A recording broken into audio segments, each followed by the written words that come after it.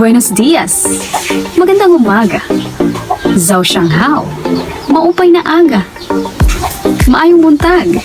Good morning. Have you ever taught in a multilingual classroom? Well, if not yet, this video is for you. This is Regine, and we are going to talk about how to be a teacher in a multilingual classroom. Teaching in a classroom with different kinds of students from different backgrounds, different nationalities, different languages, different cultures is very challenging.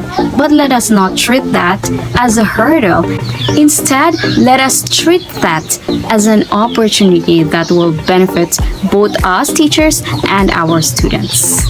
Multilingualism is beneficial to us.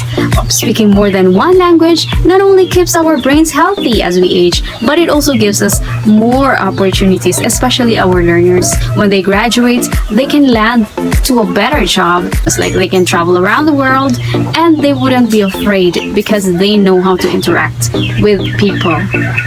To nurture this, let us consider the 5 tips on how to teach in a multilingual classroom. The first one is be prepared. Now, how do we prepare? Before stepping into the classroom, be prepared. Prepare yourself mentally, emotionally, and spiritually because you will have to face different kinds of learners. This means that you have to attend seminars and lessons regarding multilingualism education. You also have to learn about your students' language and their family backgrounds and their cultures. Of course, it's a process. You cannot learn all these things at one time. It takes time to learn, and when you are already adept with the language that they are using, then they will be very confident to use their language as well. We should have knowledge and understanding about the language that our students are using. In this way, we can interact with them well, and we will know that they really understand what we are talking about. The second one is be resourceful.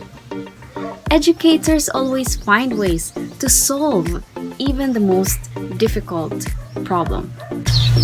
Teaching in a multilingual classroom can be very frustrating, especially if you are not familiar with your students' languages or with the dialects they are using. To cope up with this, you make yourself open to new ideas and experiences. Learn from your students. Do not limit yourself. Learning is a process. Students are expected to learn from you, and also you will learn from your students. In addition, find ways in which you will be able to encourage your learners to participate and cooperate in your lessons and activities. If your students know different languages, it's easier for them to learn and understand, especially when you use their languages when you are teaching. Whenever you encounter problems, do not be discouraged. Instead, take it as an opportunity to be better in your field. Number 3 is celebrate diversity. How do we do that? As many people around the world continue to migrate, we cannot prevent a multilingual classroom. Let us always put in mind that our students are unique individuals. Some are fast learners, some are slow. Some only speak one language, some are bilinguals, some are multilinguals. So let us treat them fairly. Some are confident and some are less confident. All of them come from different family background and culture. These differences are common in a classroom, especially in the Philippines, where we have so many dialects. And students from Mindanao or Visayas do not speak the same dialect as the students who came from Luzon.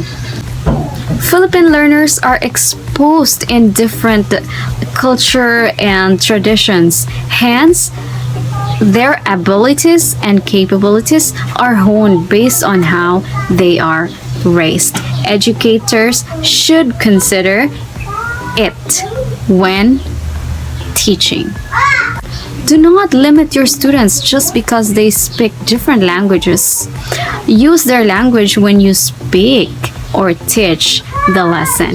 That makes them feel that they belong to the group. Foster learning inside the classroom by treating all these learners, their cultures, and their languages equally. Do not let other language overpower another. Discrimination has no room inside a multilingual classroom. Always remember that. Number 4 is encourage growth. Now, how do we encourage growth? This is by nurturing each student's talents and skills. Let them experience and trust that they can do it. If you put trust in your student, they will also trust in themselves. They wouldn't be afraid to commit mistakes because they know that you will not be yelling at them if they commit mistakes. Instead, encourage them. Simple encouraging words such as, "You can do it, I believe in you," will make your student feel more confident. Always be kind and be patient. Not all your students have the same way and pace of learning. Some students develop fast and some students develop just the contrary. Number 5 is the most important one. Please listen carefully. Integrate faith. How do we do that? Here in the Philippines, unlike other countries that prohibit talking about God, in the Philippines, we are free to express our faith in God. So, let us not be afraid. Let us not be ashamed to talk about God and integrate our faith in learning and in teaching our students. In this way, we can help strengthen our students' faith in God.